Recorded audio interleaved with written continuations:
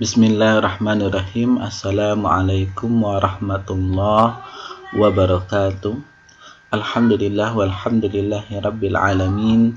Wassalatu wassalamu ala asyrafil anbiya'i wal mursalin wa ala alihi wa ashabihi wa man tabi'ahum bi ihsani ila yaumiddin, amma ba'd. Baiklah, langsung saja. Di sini jelaskan materi kuliah hadis ahkam 1, materi yang ke-13 tentang hadis-hadis tentang sumpah dan nazar. Sumpah dan nazar. Itu sangat banyak buku-buku yang memfokuskan untuk membahas tentang hadis-hadis tentang sumpah dan nazar. Seperti sumpah dan nazar itu menurut Dr. Muhammad Abdul Qadir Abu Faris. Kemudian yang lain sebagainya, fikih tentang sumpah dan nazar. Untuk pendalaman materi terkait dengan hadis-hadis atau pemahaman hadis tentang sumpah dan nazar. Pertama yaitu adalah muqaddimah atau pendahuluan, bahwasanya salah satu dari keistimewaan yang telah Allah berikan itu kepada manusia dari sekian banyak makhluknya itu adalah kemampuan untuk berbicara dengan berbagai bahasa yang berbeda-beda, itu sesuai dengan kondisi, tempat, dan zamannya. Dengan kekuasaan Allah Ta'ala, manusia dapat memahami maksud lawan bicaranya dan dapat membedakan maksud pembicaraannya disesuaikan dengan adanya tambahan-tambahan dalam pembicaraan atau hanya dengan gaya bicara atau selainnya. Agama Islam telah mengatur umatnya dalam berbagai aspek kehidupan. Tak kala mereka membutuhkan suatu cara untuk lebih meyakinkan orang lain akan kebenaran ucapannya atau hanya sekedar ingin menghilangkan keraguan dalam ucapannya, maka Islam telah mengatur mereka dengan menggunakan sumpah. Dalam bahasa Arabnya al-yamin dalam ucapannya. Di sisi lain, ketika Islam mengatur umatnya menggunakan kata sumpah, diatur juga di dalamnya larangan-larangan yang berkaitan dengan sumpah dan keharusan menebus kafarah bagi orang yang menyelisihi sumpahnya. Ini sebagai contoh pengucapan sumpah Presiden RI. Kemudian ini contoh pengucapan sumpah yang dilakukan oleh Presiden kita Joko Widodo. Kemudian di sini contoh dalam hal pengucapan wallahi. Kenapa di sini ada al-yamin, sumpah itu dinamakan al-yamin, yaitu lebih mengarah kepada mengangkat itu tangan kanan dengan mengucapkan wallahi. Dari situ dikenal dengan sumpah. Etika sumpah dan sanksi itu bagi pelanggarnya dalam kehidupan sehari-hari. Ada kalanya seorang itu mengucapkan sumpah baik dalam kondisi penuh kesadaran atau tak kala ia tersudutkan karena itu suatu hal pengakuan atas suatu perbuatan. Misalnya, apapun motif dan latar belakang pengucapan sumpah al-haf atau al-qasam nama lainnya, yaitu maka sumpah yang telah diucapkan itu memiliki konsekuensi hukum.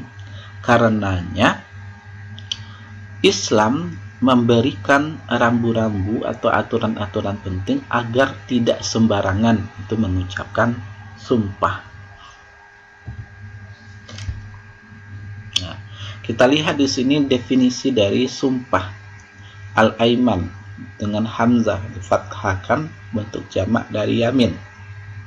Dan asal makna al-yamin atau sumpah di dalam bahasa Arab adalah tangan.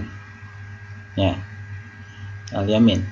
Hal ini dikarenakan ketika dulu mereka itu bersumpah, mereka saling memegangi tangan yang lainnya. Adapun secara syariat hukum Islam, sumpah berarti menguatkan sesuatu dengan menyebutkan nama atau sifat Allah. Wallahi, atau Allah. Muslim hanya bersumpah dengan nama Allah. Wallahi, tallahi, billahi. Contohnya. Sahnya sumpah. Ya. Sumpah itu tidak sah kecuali dengan menyebut nama Allah Ta'ala, salah satu nama dari nama-namanya, atau satu sifat dari sifat-sifatnya. Artinya kalau ada bersumpah selain daripada Allah, berarti itu tidak sah. Ya. Seperti kaum Quraisy umpamanya bersumpah atas nama patung yang mereka sembah, ya, suku Quraisy di zaman Jahiliyah, ada yang mengatakan demi Lata, demi Uzzah, ya itu tidak sah, itu tidak boleh yang seperti itu. Yang sumpah yang sah itu adalah dengan menyebut nama Allah, salah satu dari nama-namanya atau satu sifat dari sifatnya. Nah, intinya tertuju kepada Allah dalam hal bersumpah. Bisa dengan nama-nama Allah, bisa dengan satu sifat dari sifat-sifat dari Allah. Kemudian kita bahas di sini tentang hadis tentang larangan bersumpah itu selain daripada Allah. Hadis yang diriwayatkan dari Abdullah ibn Umar radhiyallahu anhuma bahwasanya anna Rasulullah sallallahu alaihi wasallam atraka Umar ibn al-Khattab. Dari Abdullah Umar radhiyallahu anhuma bahwasanya Rasulullah sallallahu alaihi wasallam menjumpai atraka Umar al-Khattab, menjumpai Umar bin Khattab yang sedang berjalan, wa huwa yasir fi raqbin, yang sedang berjalan itu di atas tunggangannya. Nah, di atas hewan tunggangannya. Yahlifu bi abihi. Nah, ia bersumpah dengan nama ayahnya. Yahlifu bi abihi. Yang namanya Umar bin Khattab ini bersumpah atas nama ayahnya. Yahlifu bi abihi, bersumpah atas nama ayahnya. Faqala, ya, maka Rasulullah menegur Umar bin Khattab itu sendiri. Faqala ala innallaha yanhaakum. Ya, janganlah, ya, tahukah kamu bahwasanya innallaha yanhaakum, bahwasanya Allah itu melarang kalian, yanhaakum, melarang kalian, antahlifu bi abaikum. Allah melarang kalian untuk bersumpahnya dengan nama ayah-ayah kalian, bi abaikum. Yanhaakum antahlifu bi abaikum, bahwasanya Allah melarang kamu sekalian untuk bersumpah dengan nama ayah-ayah kalian. Mangkana halifan falyahlif, barang siapa yang bersumpah, mangkana halifan, barang siapa yang bersumpah, falyahlif, hendaklah ia bersumpah, billah, atas nama Allah. Ini anjuran dari Nabi. Nah, kalau kalian ingin bersumpah, maka falyahlif billah, maka bersumpahlah itu atas nama Allah. Au liyasmut, ya, atau yang lebih baik itu daripada diam. Dibandingkan bersumpah dengan nama ayah, itu lebih baik diam saja. Yang dianjurkan di sini bersumpah itu atas nama Allah. Waqad akhraj at-Tirmidzi min wajh al-akhar, di hadis yang lain bahwasanya Imam At-Tirmidzi itu mengeluarkan hadis dari Ibnu Umar bahwasanya sami'a rajulan yaqulu la wal Ka'bah. Nah, artinya di sini ada seorang yang bersumpah, ya, demi Ka'bah. Ya, maka itu agak dilarang. Faqala la tahlif bi ghairillah, jangan kamu itu bersumpah selain daripada Allah. Artinya tidak boleh bersumpah atas nama Ka'bah. Fa inni sami'tu Allah sallallahu alaihi wasallam, rasanya aku mendengar Rasulullah sallallahu alaihi wasallam yaqul, man halifa bi ghairillah faqad kafara aw asyirk. Bahwasanya barang siapa yang bersumpah itu selain dari kepada Allah, ya contoh bersumpah atas nama Ka'bah, bersumpah atas nama bapak-bapaknya, faqad kafara, maka itu telah kafir atau berbuat syirik itu kepada Allah. Takbir berkali faqad kafara asyirk lil mughalaqah fi wa taqlis fi dzalik wa min qawli bi tahrim. Nah, maksud dengan faqad kafara adalah telah kafir atau telah syirik ini, maksudnya itu adalah dilarang, ya, bahwasanya haram itu bersumpah atas nama selain daripada Allah, ya, tidak dibolehkan bersumpah selain daripada Allah. Nah, makanya ini berbicara hadis tentang larangan itu bersumpah itu selain daripada Allah. Kitab Al-Jami' As-Shaghir hadis nomor 1945, larangan bersumpah itu selain dari Allah. Innallaha ta'ala yanhaakum, sesungguhnya Allah Ta'ala itu melarang kamu sekalian antahlifu bi abaikum, sesungguhnya Allah Subhanahu wa Ta'ala melarang kalian untuk bersumpah atas demi nenek moyang kalian.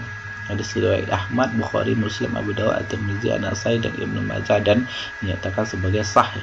Penjelasannya bahwa bersumpah dengan sesuatu yang mewajibkan seseorang untuk menghormati sesuatu tersebut, ya, sedangkan penghormatan yang sesungguhnya itu hanya milik Allah.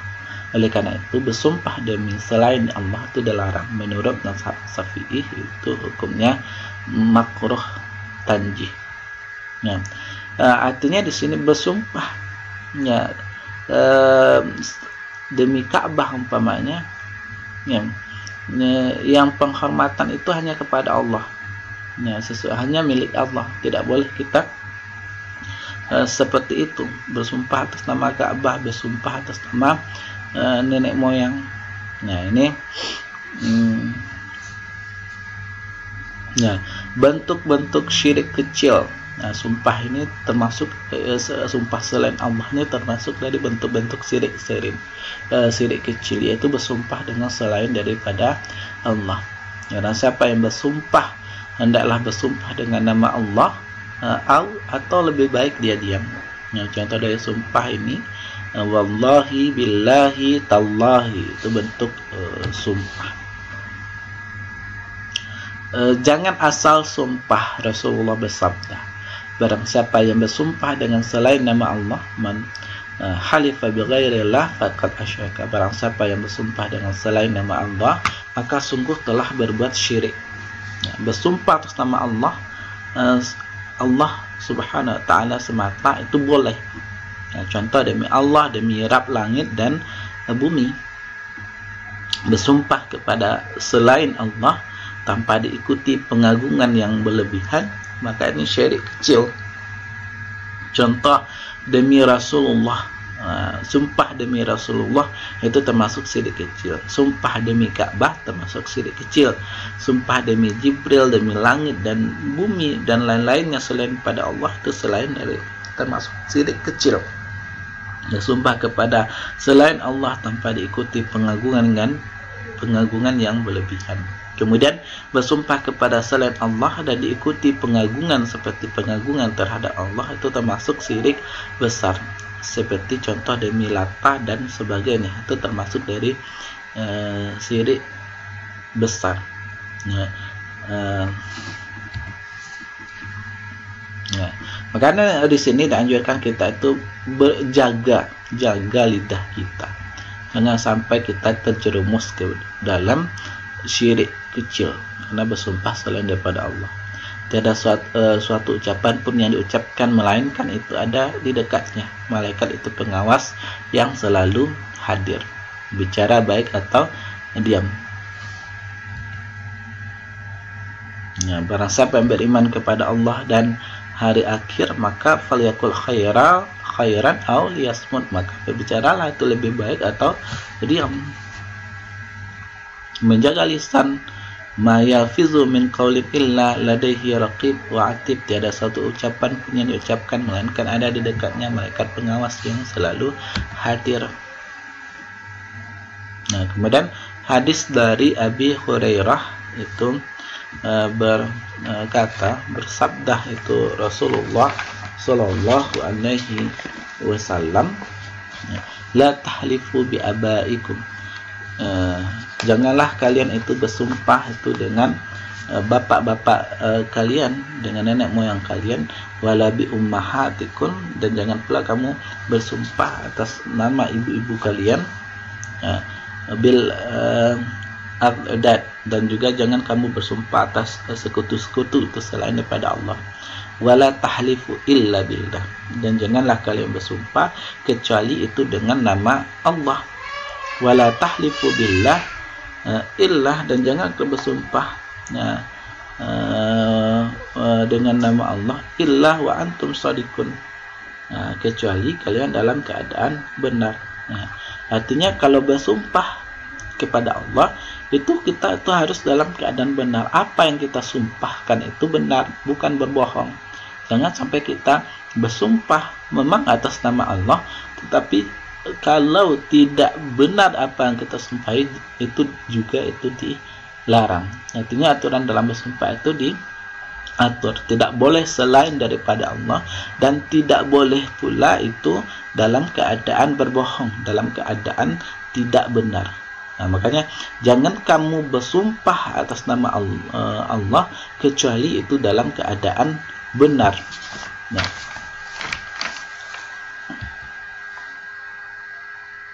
maka halifan fala yahlif illa billah, barang siapa yang bersumpah janganlah bersumpah kecuali dengan nama Allah. Muslim itu hanya bersumpah itu dengan nama Allah. Nah, ini untuk mengingatkan Anda kembali